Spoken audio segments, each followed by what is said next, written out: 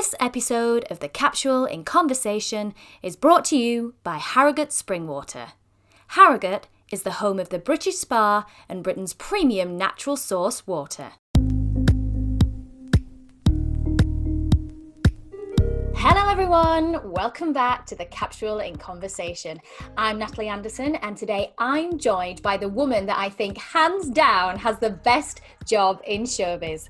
A performer at heart and an expert in property, the fabulous Scarlette Douglas is here to tell me all about swapping the bright lights of the stage for a place in the sun. So settle down, turn us up and get ready to join in with our conversation.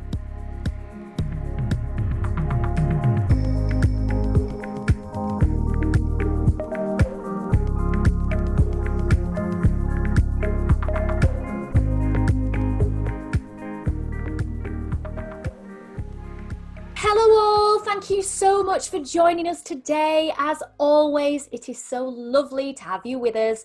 It's another week of lockdown, but the birds are tweeting, the buds are showing, and we can feel that spring is just around the corner. Yes. Oh, how I am so desperate for a little bit of summer sun on my skin.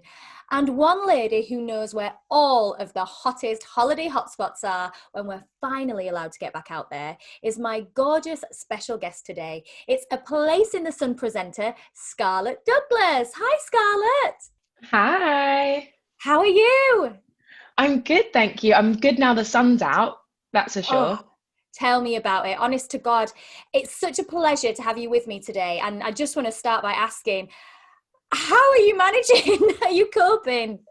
I'm not coping at all. Natalie, I love the sunshine. Even before I started with A Place in the sun has just been my favourite thing. So to be back in the UK in January, when I'd normally be out filming either in the Caribbean or Florida, it's just to drop that in. dropping that in there.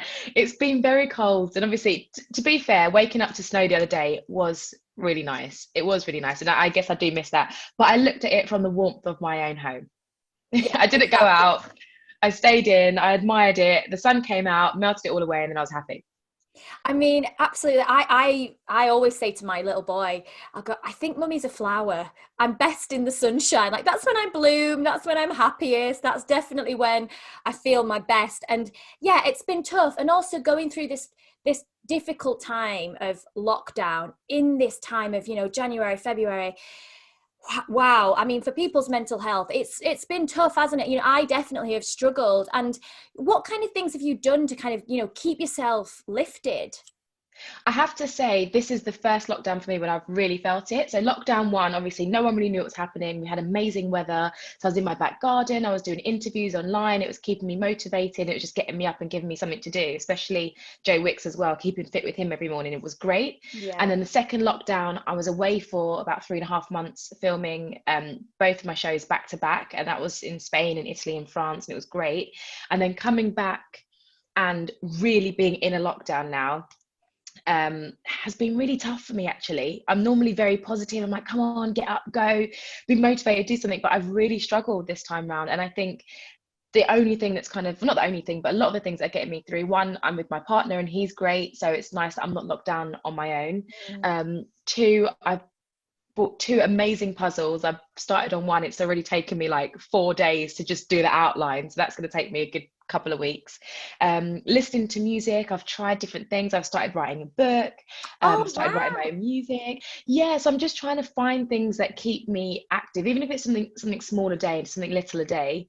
It's still giving me something to get up and do, and obviously going for my 1 walk a day around the park, which I stopped for a couple of weeks, but I'm back on that now. So I think just trying to keep my mind active and creative has been the best way for me to deal with it. I was just about to say, you are naturally a creative person at heart. I mean, as I mentioned kind of in my introduction, you started as a performer, as a musical theatre performer, actually. You went to college, you trained, and then you've been in so many different shows. Tell me about that love of performing. Where did that come from? I absolutely love it. I adore it. I have been probably since birth being the one trying to get attention from everyone. I've got 2 older brothers, and I think yeah, trying to grab everyone's attention is probably what started it for me, and just being in the limelight and showing off. I loved it when I was younger. I loved it from a child. I've always loved singing. My dad had a radio station, so he was always around music. So I was always in there listening to different artists performing live and listening to all different types of music. And I think that really solidified for me that that was what I was going to do, because I just loved it. You know, when you have a passion for something and you're so excited to get up and go to work with daddy or to listen to a new song. And I think being brought up on such incredible music and watching some incredible artists just made me feel that that's exactly what I wanted to do. So from a young age, I started dancing. I think it was about 2.5, 3, I started dancing. Wow. And I used to stop and start quite a lot because I loved football as well. My brothers played football and I wanted to be a footballer, so I was a bit of a tomboy. And I remember my mum just saying, can you please be a girl? I've got 2 boys, just be a bit girly for me. So I focused on the singing and the dancing element of things. And it just kind of went from there. I joined an operatic society, East Hearts Operatic Society, it's called EHOS. So we did amateur shows we'd put on. And then at the age of 16, I went to Performing Arts College. And then from 19, I've been working professionally in the industry, and it's the best thing I've ever done.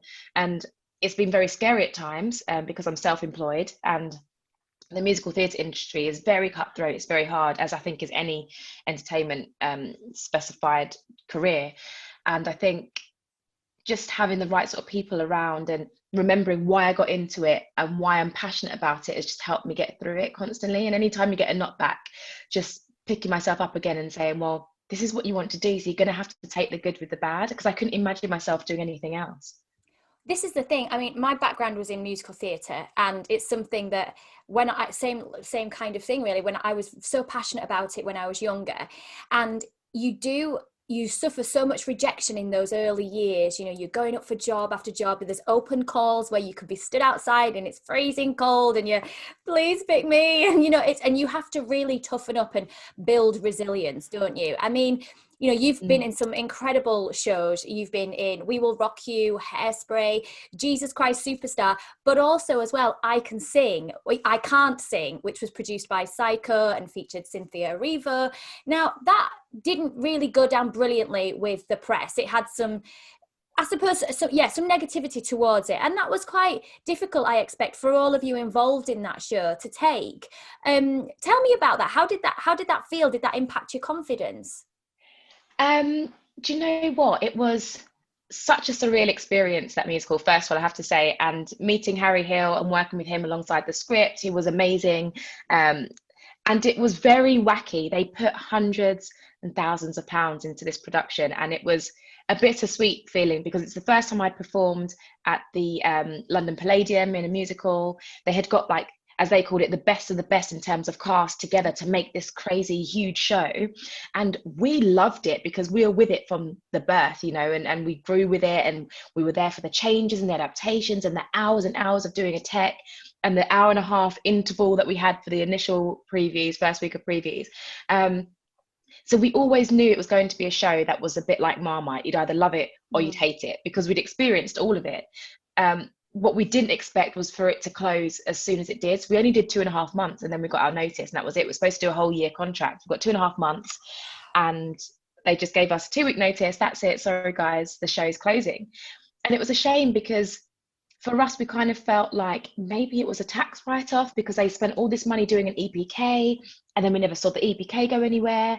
I think there were a few advertisements on buses, but we only kind of saw them every now and then. And then on X Factor itself, we never actually got to perform on the TV show or have a clip out on the TV show. So for us, it was like, are you trying to promote us, or are you just trying to make it look like you're promoting us?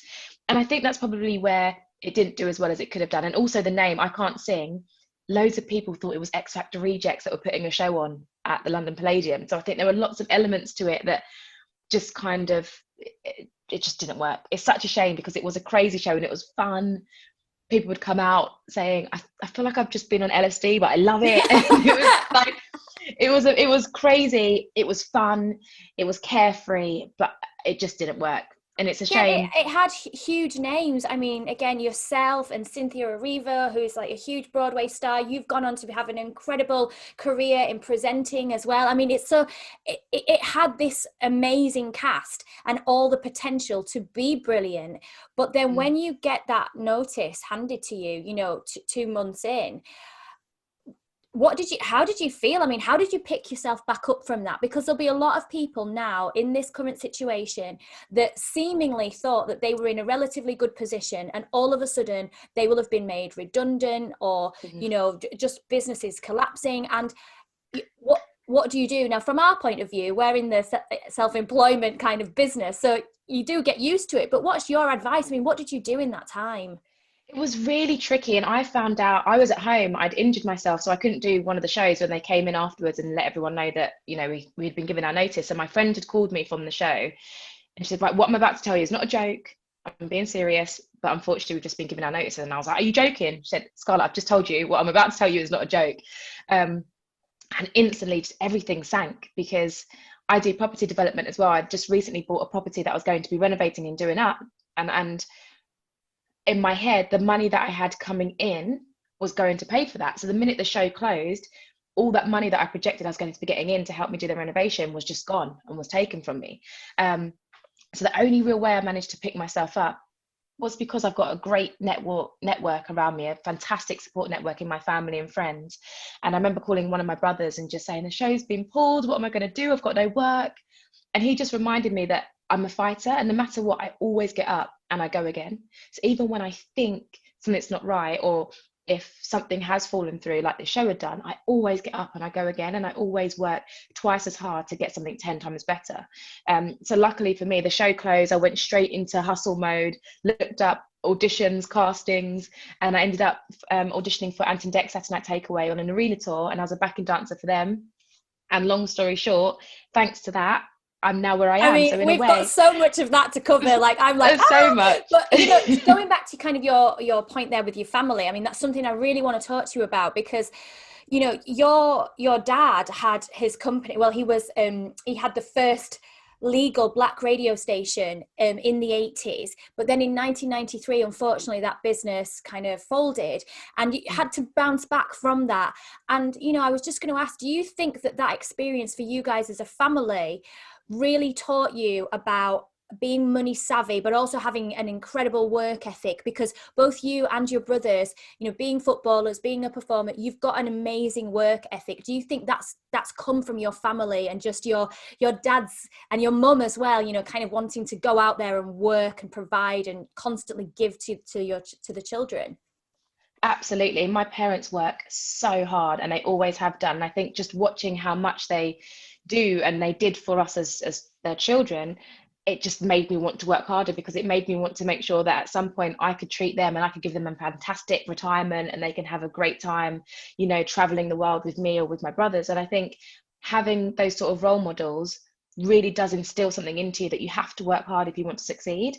Now, unfortunately, my dad's radio station, it fell through, and it wasn't due to any fault of his own. It was people around him that he trusted that unfortunately, ended up being a little bit dodgy, and that's why it happened. And I think that also made us realize that be very careful who you do have in your support network, be very careful with who you trust. And that's why as a family we're so close, because we know we can go to any one of ourselves and help out with whatever way we may need to.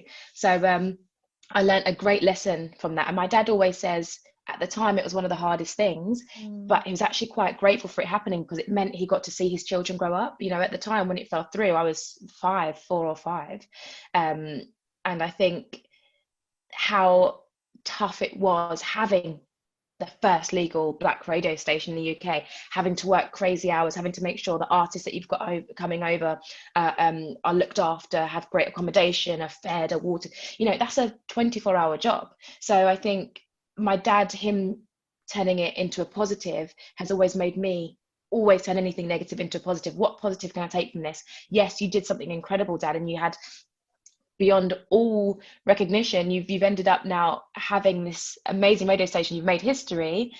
It's a shame that it didn't work out the way we wanted it to, but the positive is you were the founder of that. and you can take that from it, and we can look at you and we can learn from you, and we can put certain things into place for ourselves moving forward. I mean, absolutely. Like all three of you, like you say, you've gone on to forge these incredible careers, having that work ethic behind you, that determination and tenacity. I mean, I wanted to also pick up on a conversation that you'd had with your brother about getting into property and that being an investment for your pension. And I'm there going, wow, that's such a big conversation to have, like quite relatively young.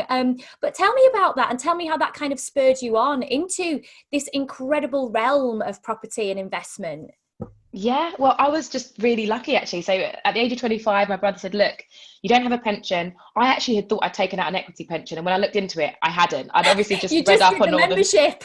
Yeah, exactly that. And I'm thinking, hang on a second, I've been working in theatre for like 5 years and I don't have a Oh. pension. What's going on?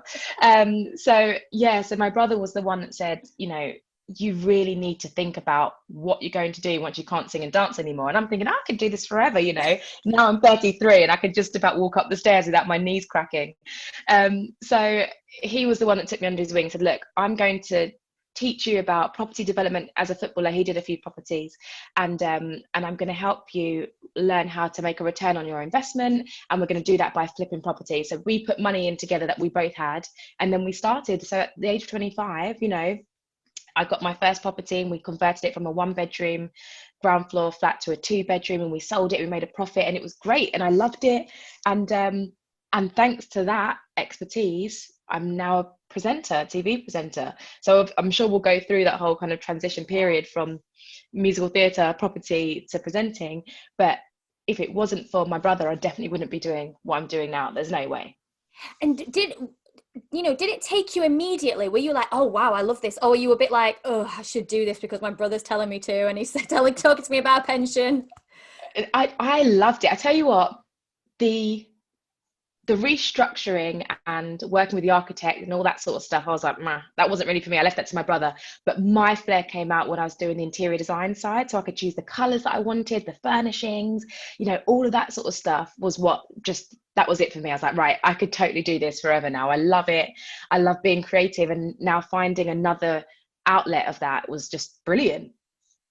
And so, it was a very savvy move to make at that point, at 25 years old, because as we said earlier, the entertainment industry, crikey, is so hit and miss.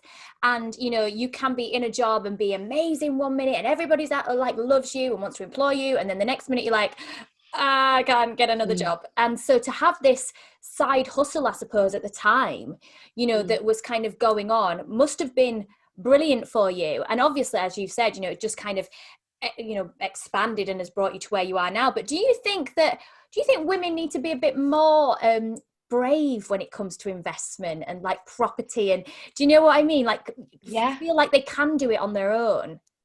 absolutely. I totally think it. I think there are so many times that we're told or shown that men do certain jobs, and that's not the case. I know so many women that are in property, it's unreal. And whether it is just the interior design side, they're still using their creative flair. And us as women, we are extremely clever. We might not think in a certain practical manner as men do, but we'll always work a way around it. It's probably going to be better than how the men think anyway, or what the outcome is with the men anyway.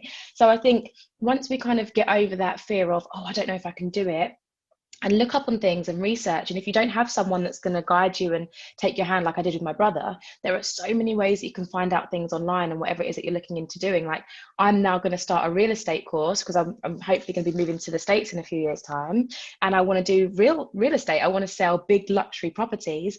So I'm going to do it step by step. I'm going to do an online course. I'm going to speak to people that have done it. I'm going to go over there and meet estate agents and see how they do it. I think we just have to believe in ourselves and trust ourselves more that we'll be absolutely fine.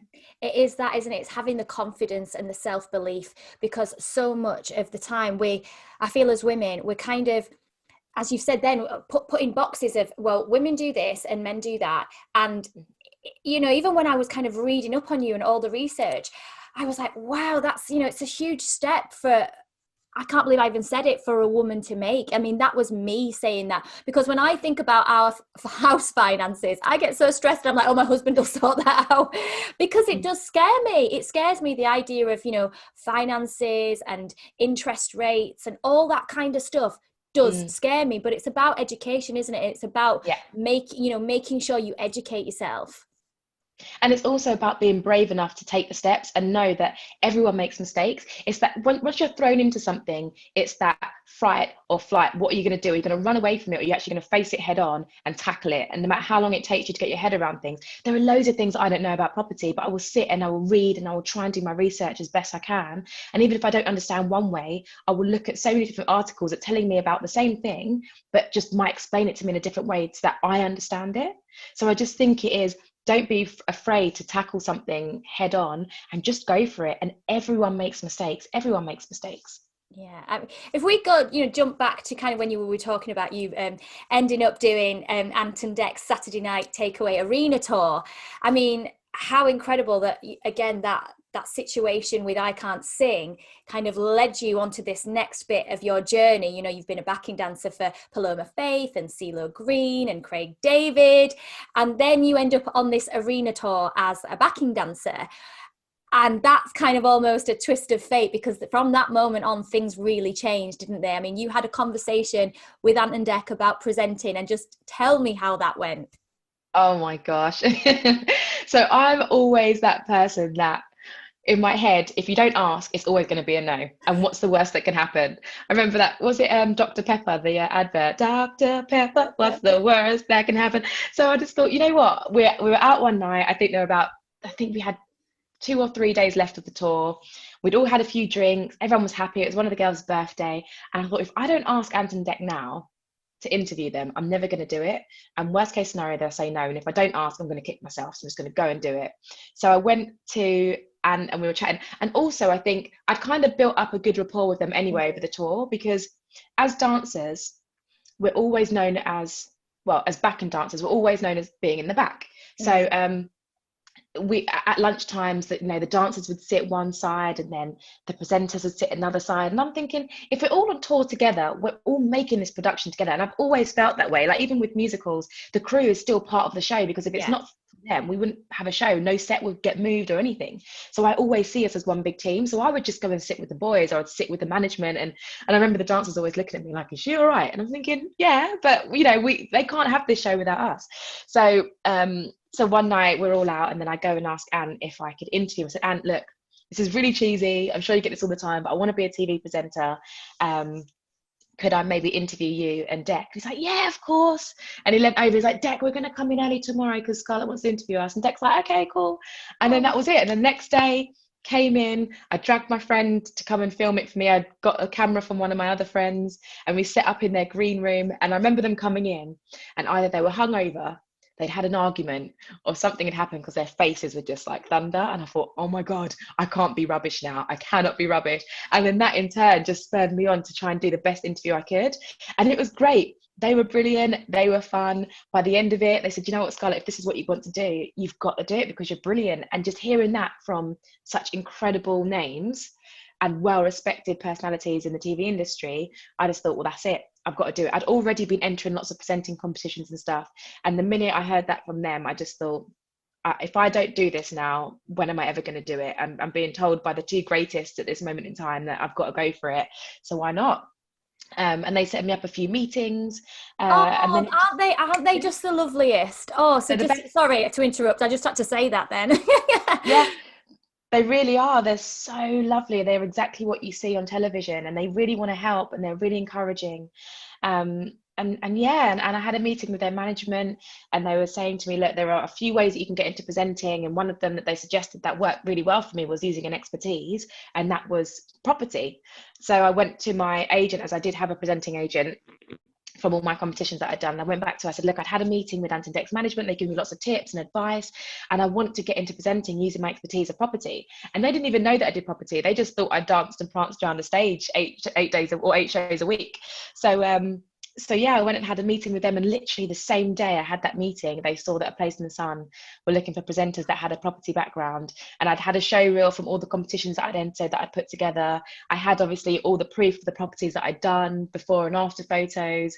So I did a few calls with them, had a few emails back to back, Skype auditions, screen test, and then probably 10 days after my screen test, I found out that I got the job. So from finishing the Ant Dec tour, which I think was October, I found out in like the February, March that I'd got a place in the sun. So it was just crazy. But again, I'm a strong believer of if you want something, you have to focus on it.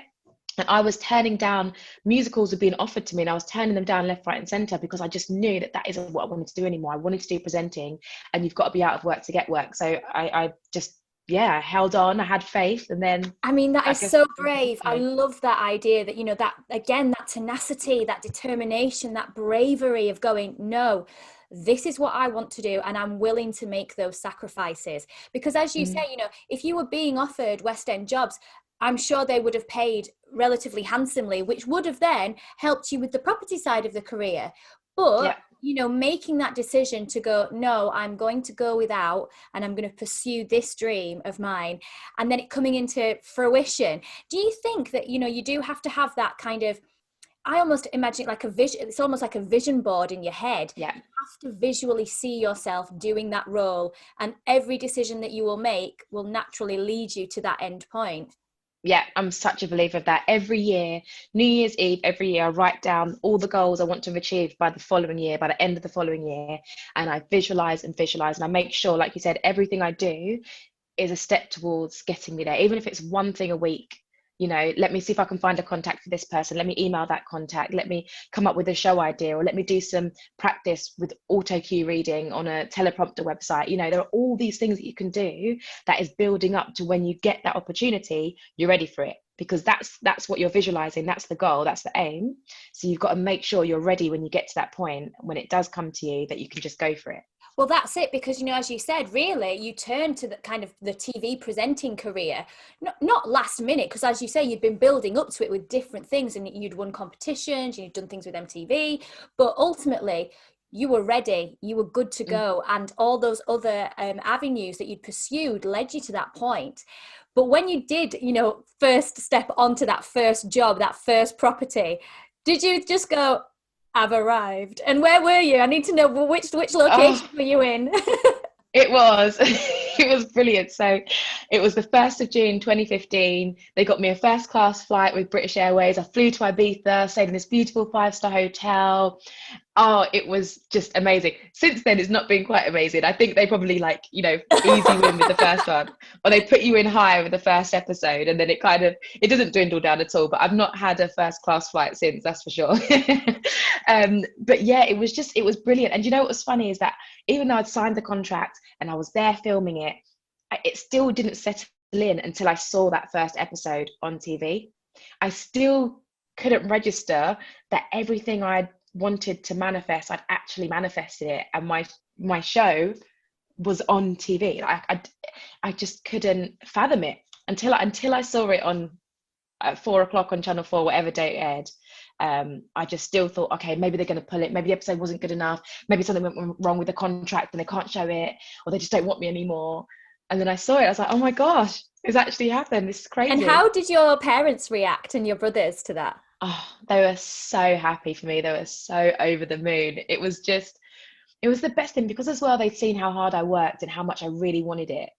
And I think it was the first time actually where I just said, if I don't get this, it just wasn't meant to be. Sometimes before I've been like, oh, if I don't get this, well, what have I done wrong, or why this? I knew I did the best I could possibly do for that screen test. So I was happy either way. Obviously, I'd be more ecstatic if I got it, but if I didn't get it, for me, I was like, well, Channel 4 have seen me.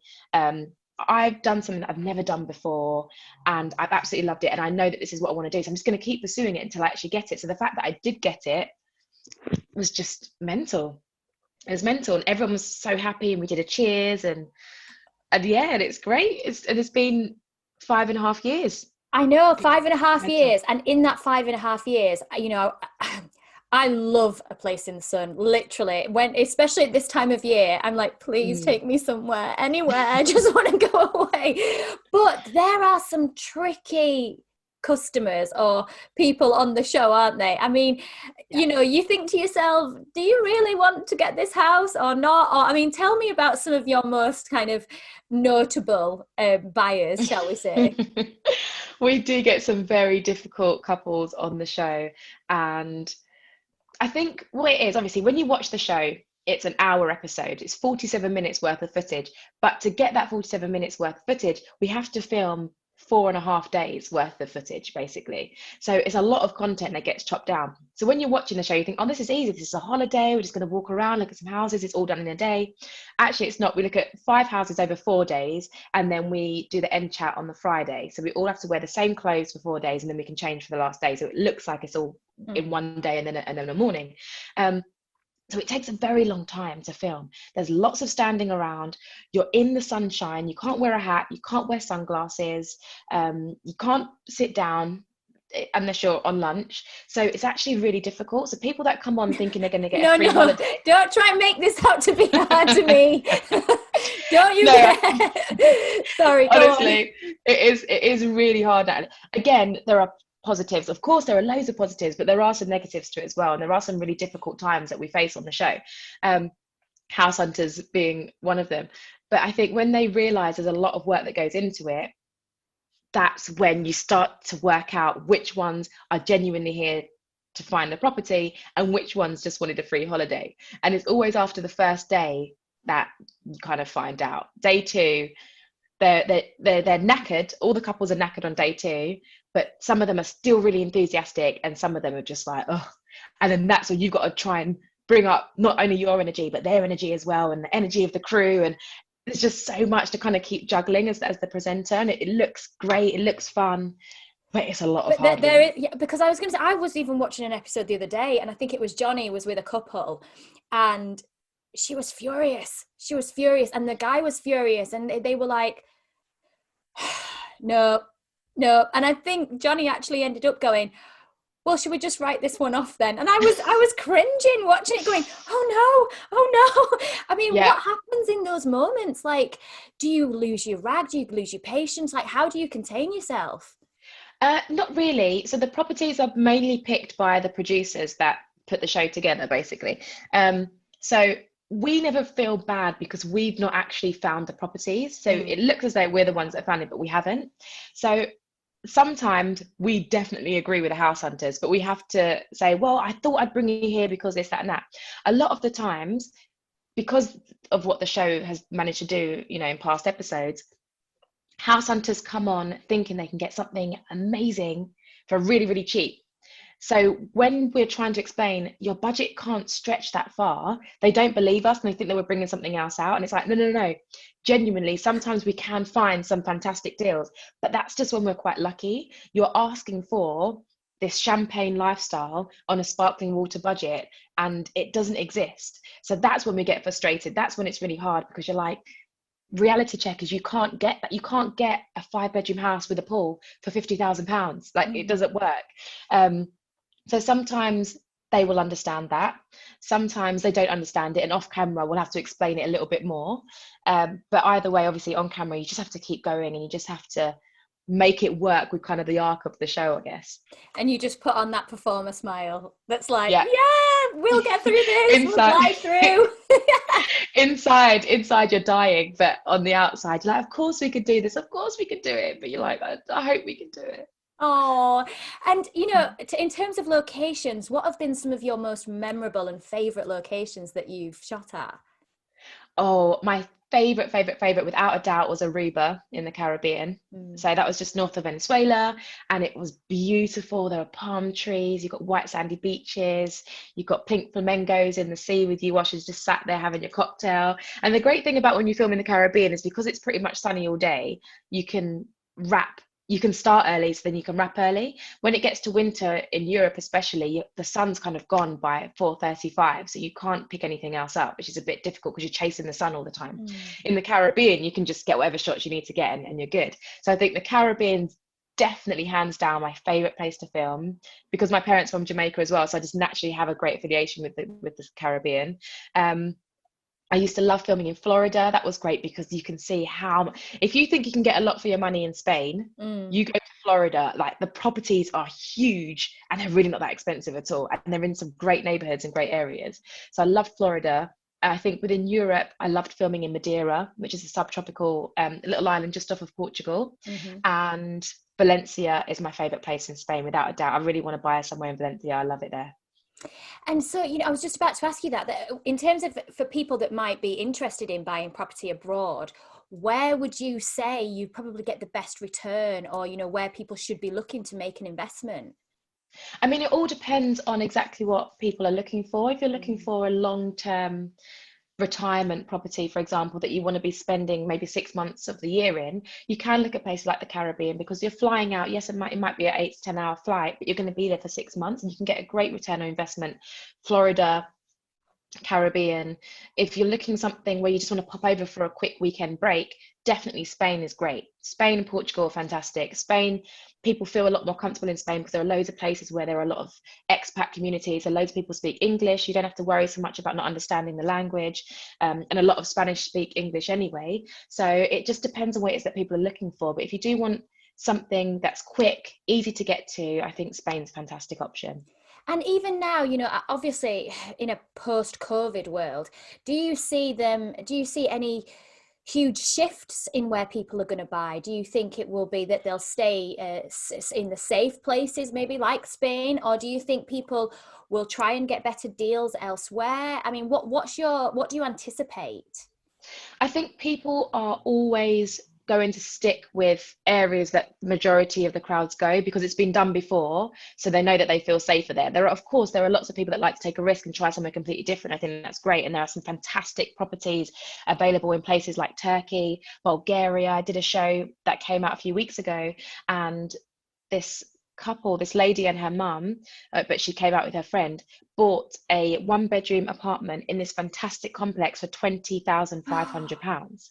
And there are Wow. 3 pools in there. One of them's an infinity pool, like an overflow pool into another one with a big waterfall.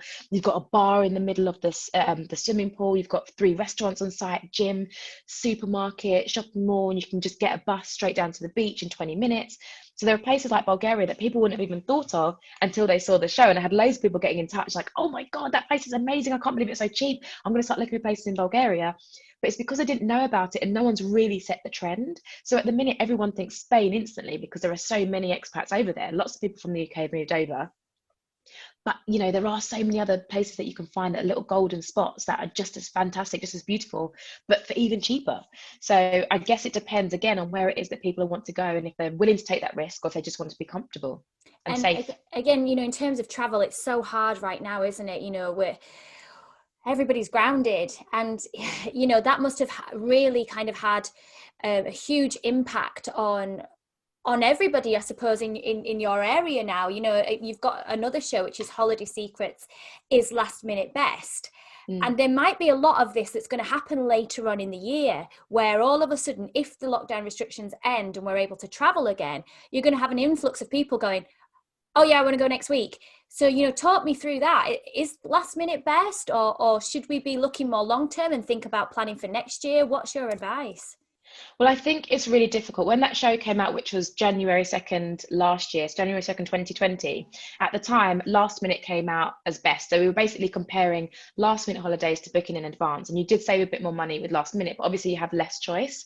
Now, it's not as easy, I guess, this time around to book in advance, because we don't really know what's going to happen. We don't know when we're allowed out of lockdown. We don't know what countries are letting us in. We don't know if any countries are going to be put back on the corridor, if we're going to have to quarantine when we come back.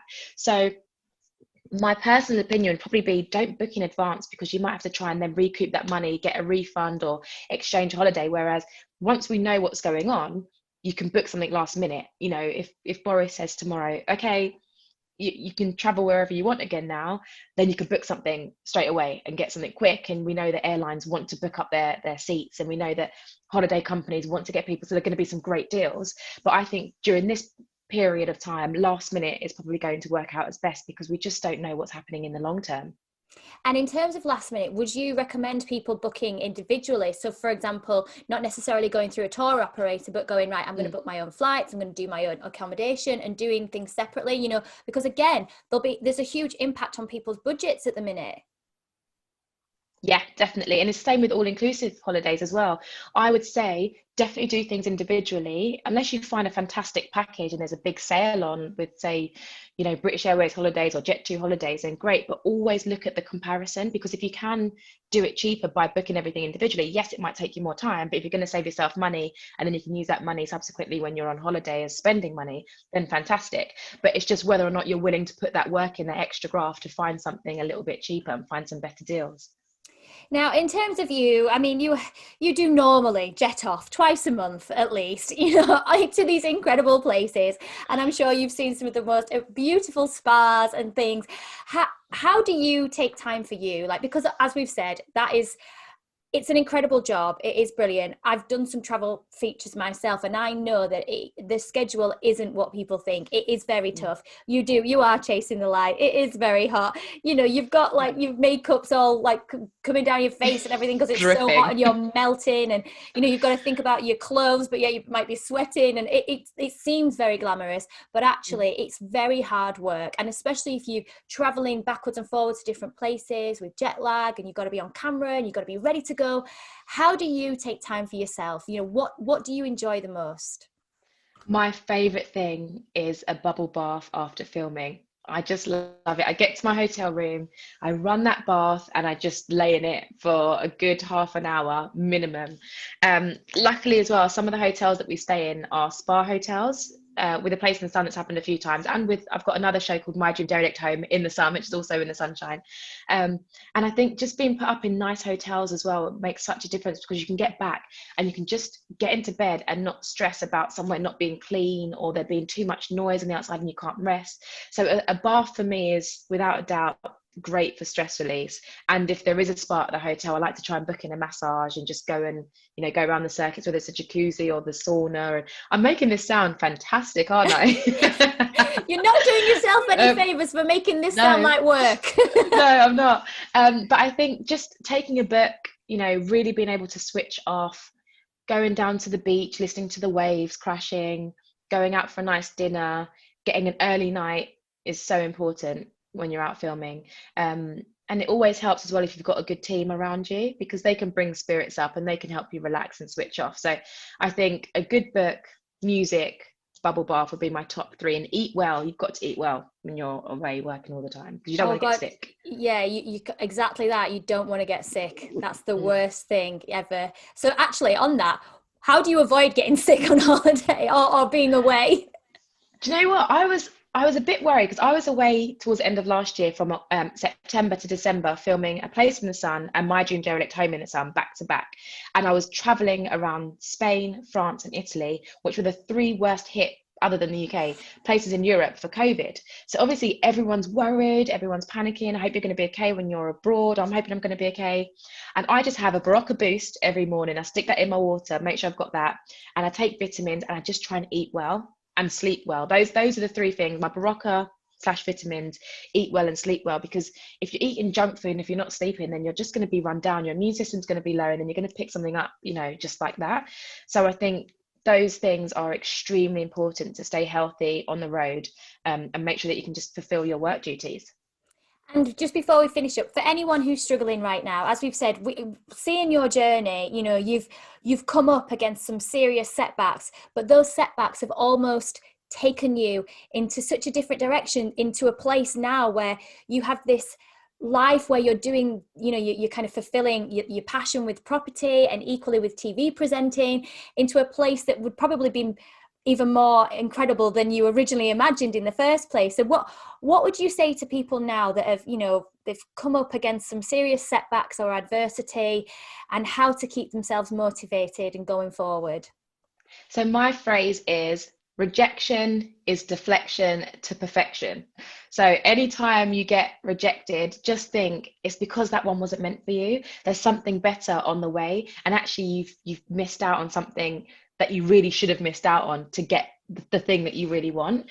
And what's meant for you will never pass you by. So it's so easy to say, and especially when you're waiting or hoping for something so big and then you don't get it and you feel, really upset about it, or you're down and it's hard to pick yourself up, just know that that means there is something better waiting for you around the corner. And whether it's you that manifests that and brings that into fruition, or if it's something else that comes in and you didn't even expect it, it just came out of nowhere, there is always going to be something there. You just have to believe in it. You have to pick yourself up and keep going, and just keep visualizing exactly what it is that you want. Because when you visualize it and you see yourself there, that's how the universe works. It also sees you there. So that might sound like a whole load of gobbledygook to some people, but just try it. Just write down what it is that you want, focus on it, visualize it, see yourself there, and then I guarantee you'll manifest that. But just remember, rejection is deflection to perfection. I absolutely love that. Scarlett, it has been an absolute pleasure to have spent time with you today, and to hear you talk all about how to be savvy in life, in property, picking the right places to go abroad. Honestly, it's been such an incredible conversation. Thank you so much for being with me. I hope you guys at home have also enjoyed it and found Scarlett's advice helpful. If you'd like to follow Scarlett on her incredible adventures with A Place in the Sun and My Dream Derelict Home in the Sun, then you can follow her at Instagram at Miss Scar Doug, or visit the Channel 4 website, www.channel4.com/programs, where you'll be able to revisit all of the episodes. If you'd like more wellbeing, fashion and beauty, then you can always visit us at our website, www.thecapsule.co.uk, where you can also catch up with our previous podcast episodes by visiting the In Conversation page and subscribing to any of our YouTube and podcast channels. Do leave us your rates and reviews. It's been lovely to hear all of your feedback on this new series. If you're a social butterfly, you can also catch us on Instagram and Facebook at Official Capsule. I'll be back next week with another very special guest. So all that's left for us to say today is goodbye. So it's goodbye from Scarlett. Bye. And goodbye from me.